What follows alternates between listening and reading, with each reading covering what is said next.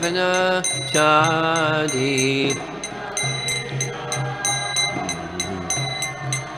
Jamuna Tira Vanachari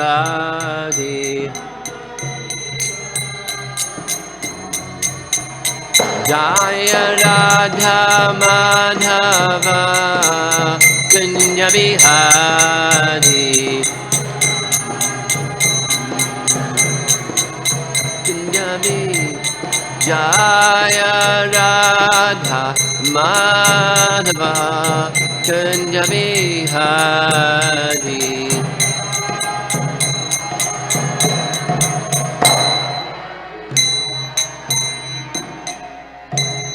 Jaya Vishnupad Paramahamsa Harimadacharya Astatara Satsasi Srimad His Divine Grace A.C. Bhaktivedanta Swami Srila Prabhupada Ki Ananta Koti Vaishnavarinda Ki Grantaraj Srimad Bhagavatam Ki Gaur Premanandi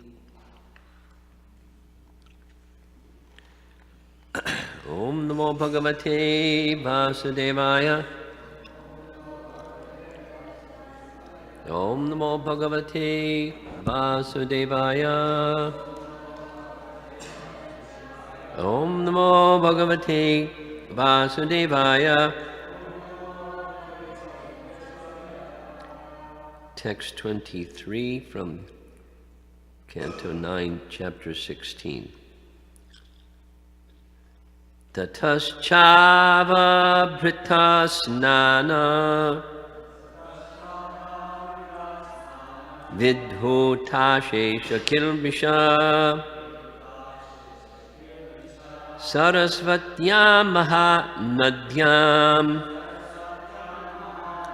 Reje Vyabhra Ivangshuman Tataschava Brita Snana Vidhutashe Kilbisha Sarasvatyam Mahanadyam Reje Vyabhra Ivangshuman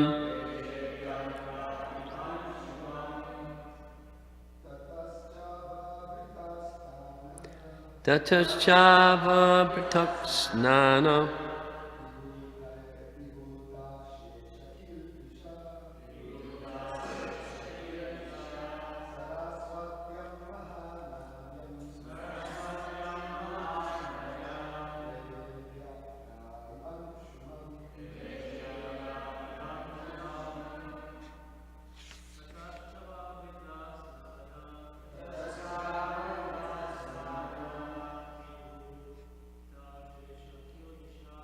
Vidhutashe Kilbisha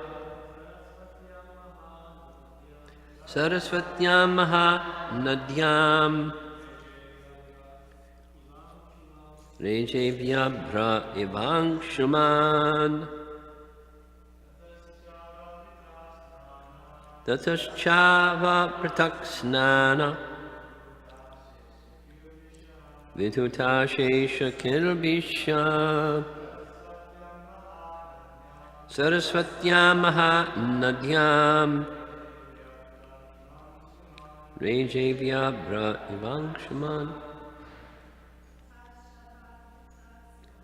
Tataschava Pratak Snana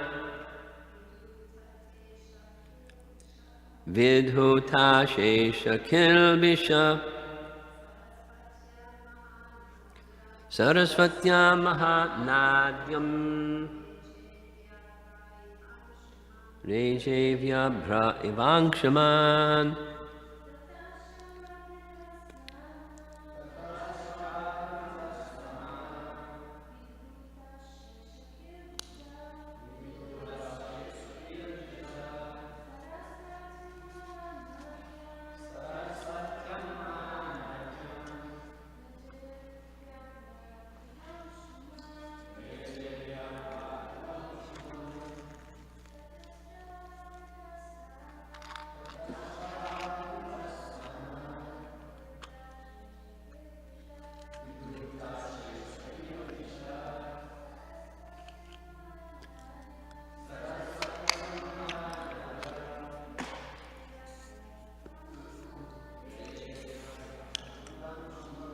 Tataha, thereafter.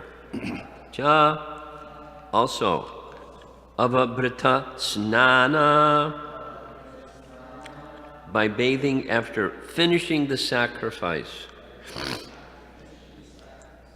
Vidhota, cleansed. Ashesha, unlimited. Kilvishaha, whose reactions of sinful activities. Saraswatyam, on the bank of the great river Saraswati.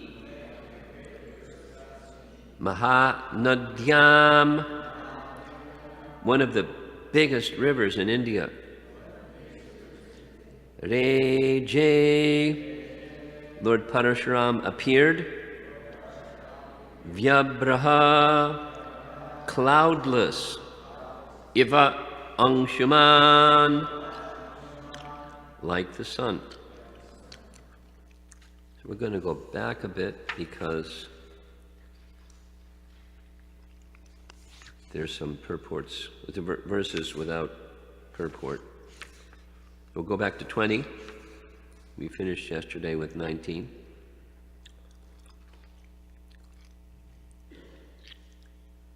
So it starts with thereafter. So what's preceding this is Parashuram went on a rampage, not only killing the sons of Kartavirarjuna, who killed his father, but it must have taken some time, but he traveled all over and 21 times was killing Kshatriyas like anything. Thereafter, Parashuram joined his father's head to the dead body and placed the whole body and head upon kusha grass. By offering sacrifices, he began to worship Lord Vasudeva, who is the all-pervading supersoul of all the demigods and of every living entity. No purport. After completing the sacrifice, Lord Parashuram gave the eastern direction. He's giving away the earth planet to the Hota, that's category of the priests that performed the yajna, as a gift. The south to the Brahma, the west to the Advaryu, the north to the Udgata, and the four corners, northeast, southeast, northwest, southwest, to the other priests. He gave away the planet. He gave the middle to Kashyapa, and the place known as Aryavarta to the Uparashta, another category of priests. Whatever remained, doesn't sound like there's much remaining, he distributed among the Sadasyas, the associate priests. And the purport, one sentence says, the tract of land in India between the Himalaya mountains and the Vindhya hills is called Aryavarta. So the Vindhya, we all know, are the Himalaya hills, Himalaya mountains. The Vindhya stretch from Uttar Pradesh down to Madhya Pradesh. I know that because we heard from Valmiki Ramayana that Chitrakoot is a mountain peak on the northern end of that long range of mountains, the Vindhya hills. And they're less tall than the Himalayas, but they're big mountains. So the tract of land between the two is Aryavarta. the place where Aryas reside. Then this morning's verse,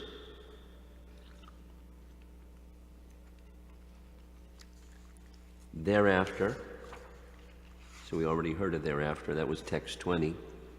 After the killing, he did the yajna. Then after the yajna, having completed the ritualistic sacrificial ceremonies, Lord Parashurama took the bath, known as the Avabrita Snana, standing on the bank of the great river Saraswati. Cleared of all sins, Lord Parashuram appeared like the sun in a clear, cloudless sky.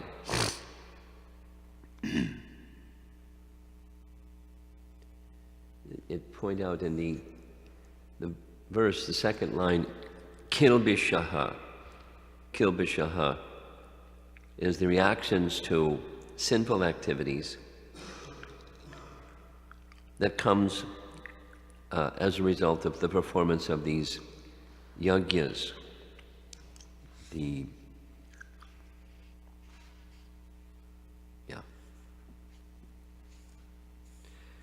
purport.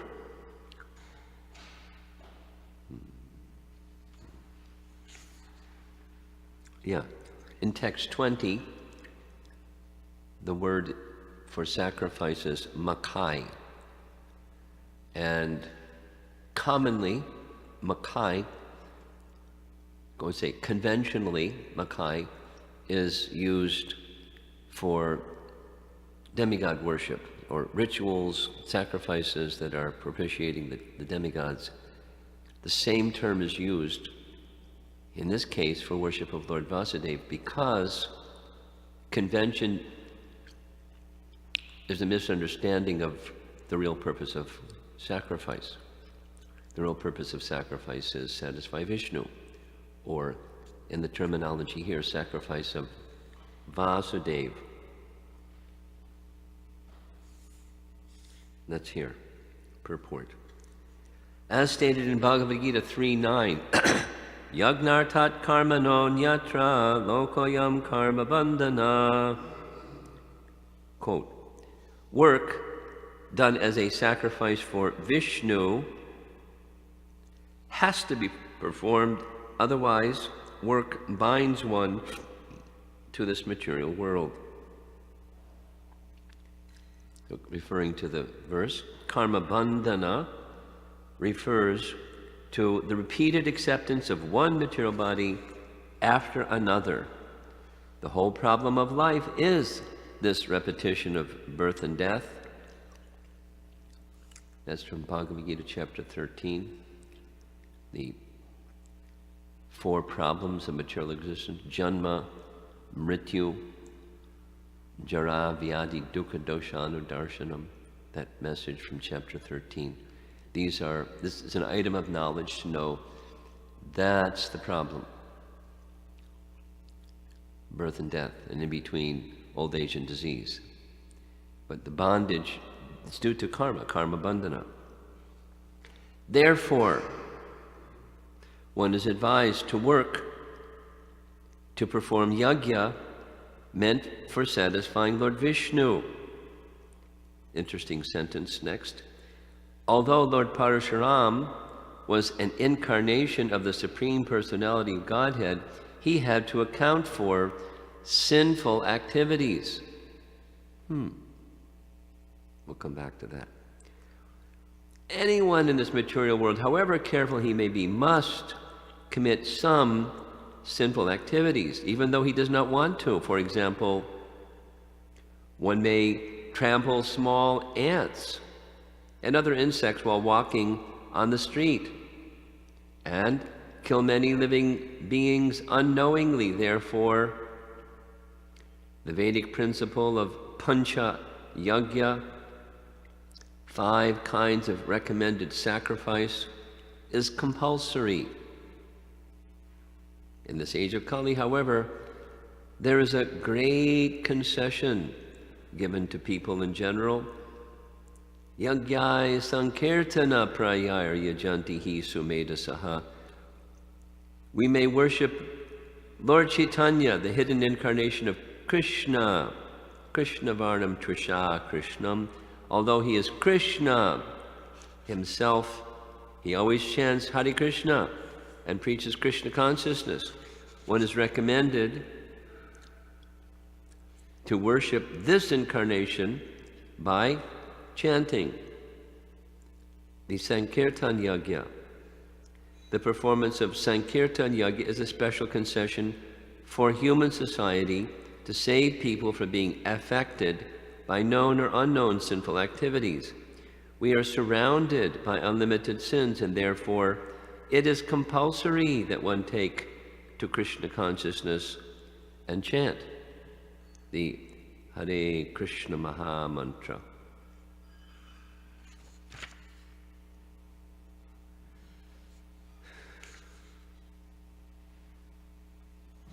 So we heard yesterday that Lord Parashuram, on the pretext of revenge or responding to the fact that Kshatriyas slaughtered his father, he not only killed those who slaughtered his father, he slaughtered all the Kshatriyas and drove them, those that were able to escape, they drove them here and there.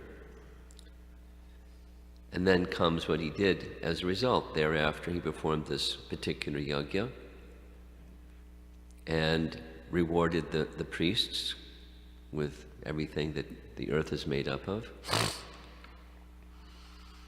And he then took his sacred bath of a Britta Snana. It's a standard procedure for performers of Makai, or ritualistic sacrifices. But of course, he's the personality of Godhead, or an incarnation of the personality of Godhead. So in one sense, he doesn't need to do this. Of course, he's doing this, that the higher sense is to set an example. Interesting sentence in the purport: even the personality of Godhead is obliged to take responsibility for his sinful activities. He had to account for sinful activities. Now, it's not to say, please, let's not make this mistake. Lord Parashuram did sinful activity. Not so. For ordinary person, other than the personality of Godhead, or one who is so authorized by the personality of Godhead to do what he did, was sinful activity. Because it's beyond the measure of, let's say, Manu Samhita, that a murderer should be given the death penalty or death sentence or put to death. That's laws of mankind. Then just to go all over the place and do this for everybody who had no part in it, it's not okay. We had this discussion yesterday, collective karma, and the world becomes influenced when somebody does something so atrocious, but it's not culpable by death penalty. They will have to endure some difficulty because of the circumstances, just like here we are in this age of Kali, and there's so much sinful activity, and as a result of so much sinful activity, there's reactions, massive reactions that are affecting everybody because of the sinful activities. So we discussed this yesterday. So it's not that, on the one hand, Parashuram had done something sinful and was obliged to compensate. The personality of Godhead has nothing to do. But he's setting an example. And so, setting an example, he does what he did. And emphasis in the purport, of course, goes to how does this apply to us? So the message we're hearing is inevitably, not just Kali Yuga, but any living entity is going to commit unintentional, even the best of persons, unintentional sin. And there's reference to this pancha yagya over and over and over again in Prabhupada's writings and lectures, particularly for householders, because you cook and you sweep and you walk and you breathe and you do things that cause death or difficulty for other living entities. And so, for householders in Vedic culture who weren't necessarily Vishnu bhaktas, there's this makai, this pancha yagya procedure. And Prabhupada doesn't say too much about what it is, what these 5 are. But the internet does, and just makes a mention. The first one is Brahma Yagya. That's worship of Brahman, and one of the ways to perform that is just study the Vedas on a daily basis. A Brahmana, or a householder with the assistance of a Brahmana, is to study the Vedas. And there's Deva Yagya, which requires a Brahmana. So Brahmanas can do, or those who aren't can take the assistance of a Brahmana and worship the Devas. Now, in this case, he's worshiping Lord Vasudeva. We heard that specifically, the Supersoul. He's not confused. He's not a demigod worshipper. But he's worshiping Lord Vasudeva, and mention of others may have been made. We don't know the detail. But he's very clear, it's worship of Vasudeva. And then there's worship of other living entities, and there's practices, basically giving of charity and doing things that people unwittingly do because they feel charity is a good thing to do. And so, feeding people, and then there's this procedure of leaving something for insects and squirrels and something, and people in your neighborhood. Of course,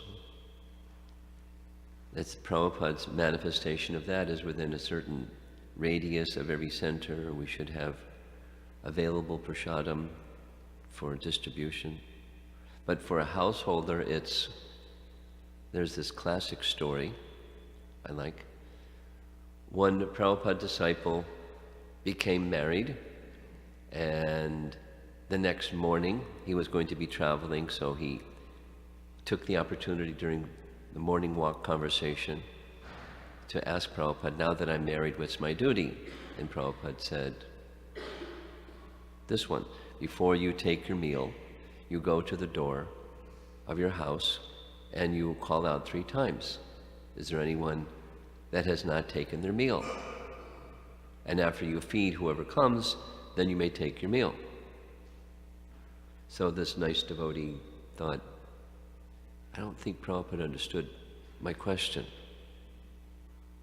So at the end of the conversation, before everybody got back into the car or whatever it was, he asked the question again, and Prabhupada gave exactly the same answer.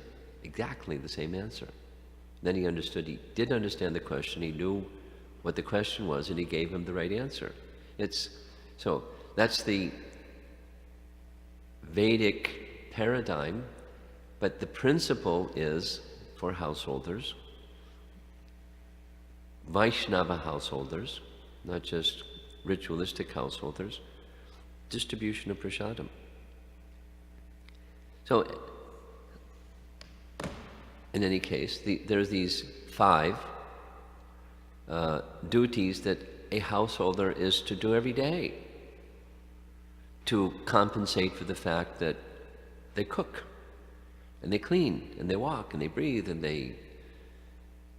there's unintentional sin, what to speak of others that are on the borderline or even otherwise. Because, as Krishna says in Bhagavad Gita, with every activity is covered with some kind of fault. So you can't literally, absolutely, cannot live a sinless life. So what to do? You follow the Vedic process and offer this pancha yagya procedure. So Prabhupada didn't train us in pancha yagya procedure. He didn't even identify so much what it is. What are the 5 and how do you do it? Rather, he gave us, as we're hearing, in this age of Kali, because to do these other things we require qualified brahmanas, and where do you find them? And the compensation, so special benediction for living entities in this age of Kali is very simple. Congregational chanting of the holy name. And householders should do, and brahmacharis should do, sannyasis should do, and all living entities in the human form of life should do. And that results is as Lord Parshuram did, he became cleansed. The specific mention at the bottom is he became so cleansed that he was like the sun shining in a cloudless sky, radiant. So those who are purified by submission to the codes of the Vedas and following in a proper manner become purified. And using Prabhupada's language, people would say, Swamiji, your disciples are bright-faced or effulgent. And then conversely, when someone goes away from Krishna consciousness after taking up Krishna consciousness, that brightness becomes sullen and the same radiance is not there, just because contamination again covers. So that's the emphasis that Prabhupada is placing for his readers, the world, giving the Bhaktivedanta purports. How do we apply this understanding of what Parshuram just did? Sankirtan Yagya. So it's not a musical performance, it's a offering to the Supreme Personality of Godhead of our voice and ourselves to purify us. On the negative side, to relieve us of the contaminations of just having a material body and existing. And on the positive side, to awaken our dormant propensity for love in service to Krishna. So both are being accomplished simultaneously. Very simple and sublime process.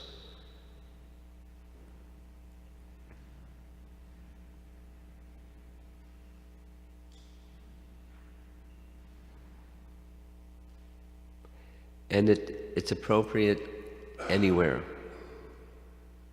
It's appropriate anywhere in the world, in any culture, any language, anything. Prabhupada would say, one need not know the language, the meaning of the mantra. It's nice to know the meaning, and we we encourage people to understand the meaning in an appropriate time. But even if one doesn't understand, a small child that doesn't have the capacity to understand, it's all beneficial. This very fortunate tree that's in our temple room that's hearing kirtan all the time. He can't go anywhere. He has to be here every time there's kirtan. He's hearing kirtan. Where's that living entity going after his tree body is finished? It's all benedictory. And the atmosphere becomes spiritualized. All living entities become cleansed, knowingly and unknowingly. Very beneficial. The Sankirtan Yajna of Chaitanya Mahaprabhu. So that's how this verse applies to us today. Any discussion? Yeah.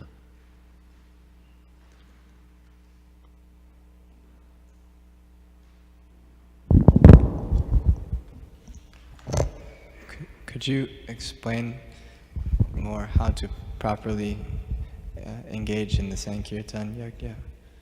How to properly engage as opposed to improperly?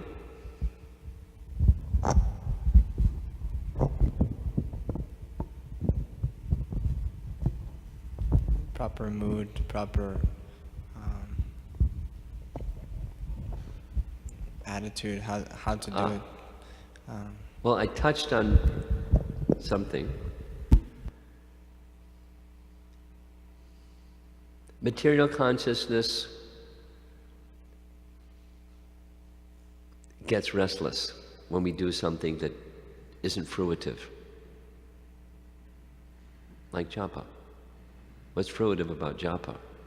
So there goes the mind, and there goes the mind, because we're not just conditioned, we're addicted to fruitive. It's this place, it's this earthly realm. Madhye tishtanti rajasa, fruitive. We've taken birth here because of that. And what's fruitive about, on the material side, of japa? And therefore, it's much easier to get absorbed in kirtan because it's musical and it's socially interactive.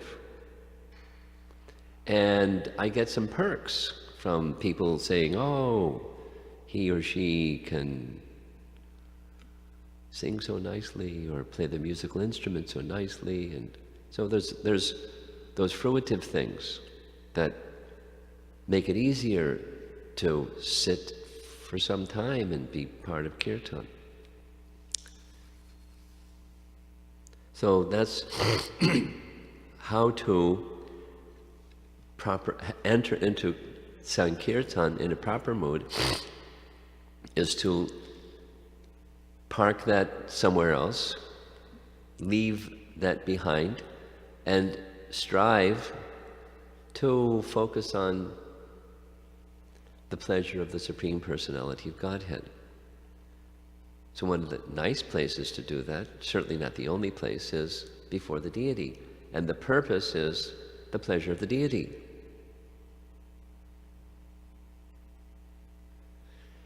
And it gives impetus to make the, quote, musicality very nice, just like the cooks, because it's going to be offered to Krishna. So it should be the nicest. That's bhakti. So the bhakti principle is how Sankirtan should be performed. And whether it's before the deity or in your room upstairs or out into the public or at these yoga studios that you're now starting up or wherever, the external is there, but the internal is, this is an offering to Krishna. Let Krishna become pleased and attracted by the mood of making an offering to him.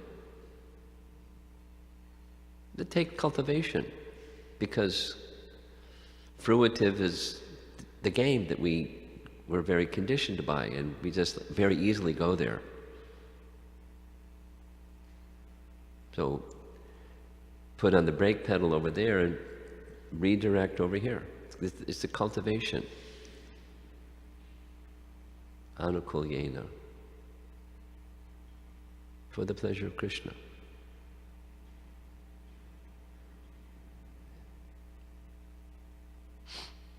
And that the same applies for japa.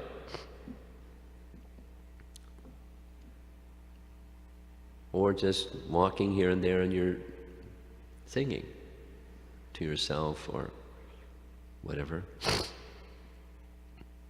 It's not just to stop the mind from being distracted, it's the bhakti principle is that will happen as a subset. The bhakti principle is what we're wishing to cultivate for the pleasure of Krishna. And then some taste. And then it's a whole other thing. Then sadhana, it becomes ruchi. But there's a price to pay. And that's parking this other fruitive spirit, just leaving it in the parked position and go forward with the bhakti position. Cultivate that. Okay? Yes?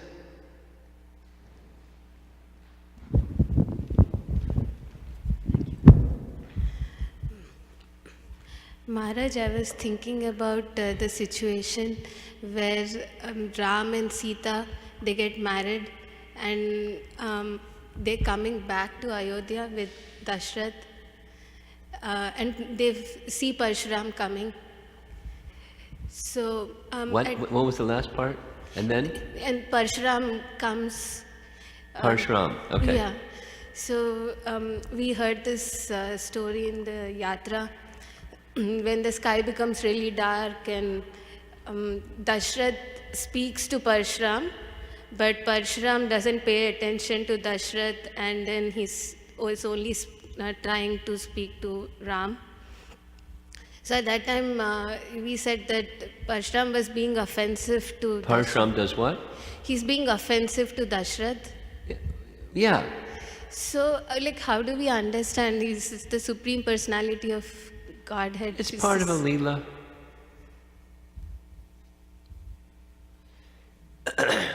He's taking the position of a haughty, powerful, but that's not him. He's the personality of Godhead. He just ignores Dasarath. Yeah. Just ignores him. It speaks in demeaning ways. And so it's not, that's bad etiquette. It's a Leela.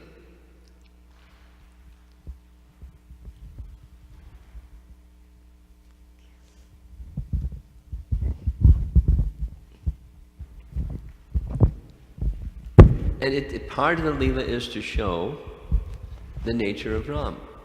The nature of Ram is, even when someone speaks harshly to him, and in this case even neglecting or ignoring his father, he doesn't get into a big huff. He knows how to deal with the situation very expertly and speak very pleasingly. He didn't criticize. What kind of Brahmana are you? What kind of lover of fathers are you? That you love your father and you're in my presence, ignoring and insulting my father? What kind of lover of father are you? What's with your religious principles? He didn't say that. He just corrected the situation. That's part of his glory, spoken of in a number of places in Ramayana. So it's to permit him to do like that. Guru Maharaj, you made the point to clarify that this thing in the verse of Lord Parshuram trying to become free from, or have to account for sinful reactions, even the personality of Godhead. You make clear that we can see it, like common. Yeah. And I was just thinking also, the same thing applied to great devotees and saintly devotees. And came to mind Bhishmadev, who is one of the 12 Mahajans, and the situation he was caught in the court of the Kauravas while Draupadi is being insulted. And then there is this part of the narration is that Bhishmadev have to suffer the reaction of that mistake. Yeah. However, it doesn't affect at all his position. That's and correct. his understanding. Very good. And then we have the situation too with saintly devotees that there appears to be some questionable thing, but obviously, there's so much rush to come to conclusions. Mm-hmm. So the warning is there. We should be very cautious in this regard. Go ahead. Yes, I was wanting you to comment on that, especially in your experience as a world leader. Well,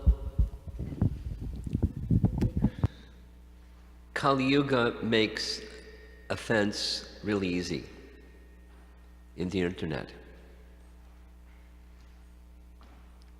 Really fast, all over the place, unrestricted, no regard, no respect. It's just a Kali Yuga tool. When misused, it can be useful, properly used, very useful. Prabhupada used technology to spread Krishna consciousness, but technology can be used in very detrimental ways. So, we should be, and from our side, we should be very cautious, in principle, about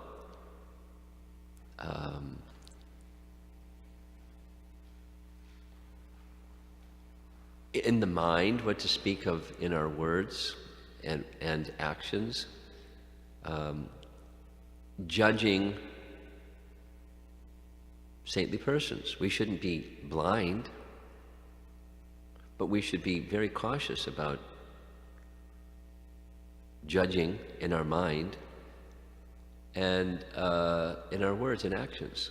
And part of the difficulty, just part of the difficulty is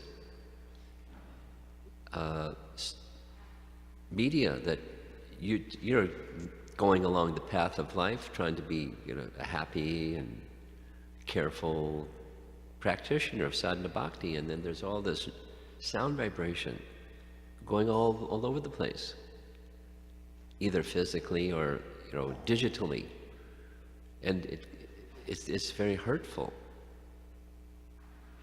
So we should be careful speaking and also hearing others who are irresponsibly speaking. It's dangerous.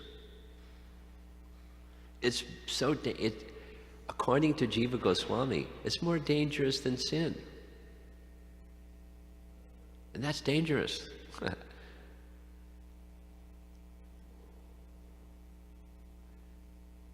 How do we understand these things? Like, Bhishma Dev and people criticize Ram, they criticize Krishna, they criticize anybody, anything, and in the name of scholarship, what to speak of everyday occurrences. It's toxicity out there, so we have to be very careful.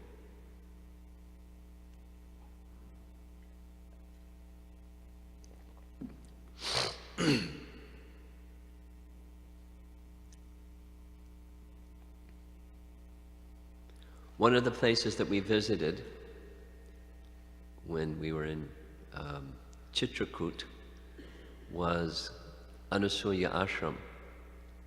And the story that's connected with Anasuya ashram is another place in South India that we also visited, Suchindra, where Indra had to undergo sacrifice to become Suchi for his sin of having killed Vritrasura. Now, Vritrasura was an enemy of Indra, in that terminology, a demon, but he was born of a Brahmana, and he was killed. He was killed, authorized by Lord Vishnu. In fact, Lord Vishnu made the arrangement for him to have the instrument to kill him, because otherwise he was invincible.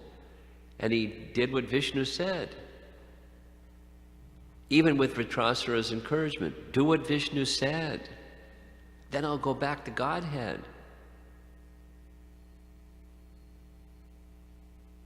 But he had to purify himself for doing what Vishnu said. But he did what Vishnu said because of another reaction of having killed Vishwarup, his priest. It's this whole domino series of sins of Indra. So he has to purify himself. So he did.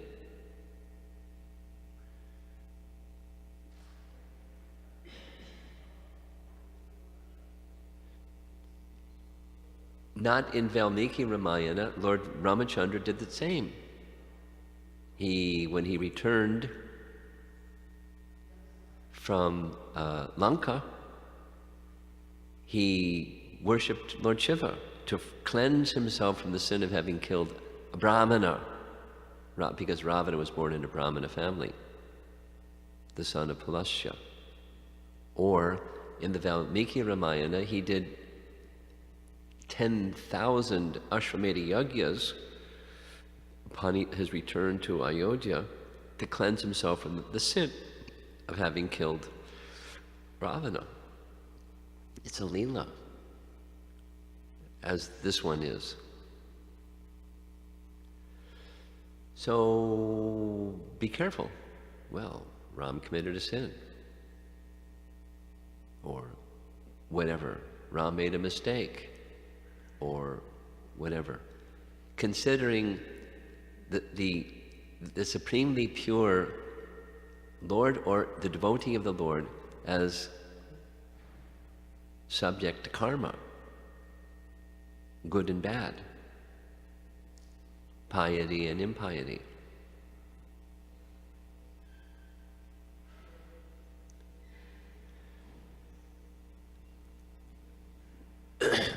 After Bharata returns back to Ayodhya with the sandals of Ram to rule the kingdom for 11 years under the authority of Ram's sandals, Ram is lamenting, Leela, because of me, because of my steadfastness to righteousness, my father died.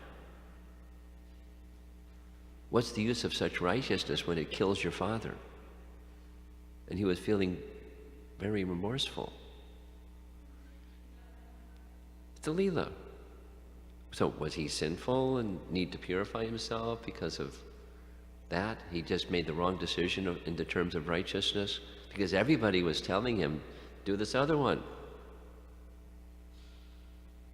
It's Leela. Then once again, elevated devotees, how do we understand that one of the worst things is attributing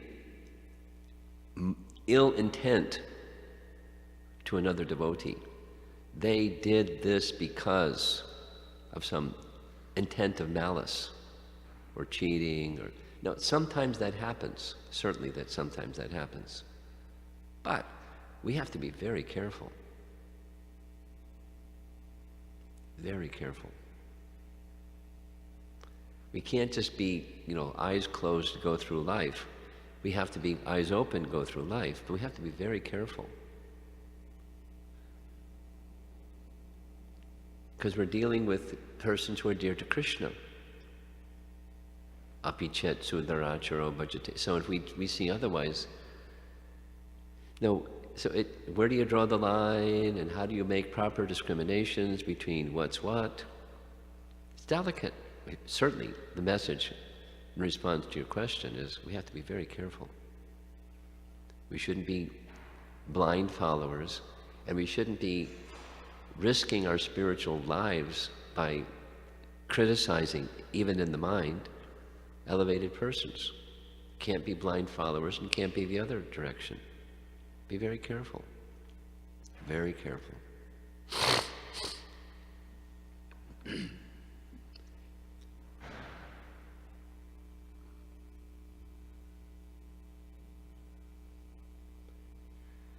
Anything else?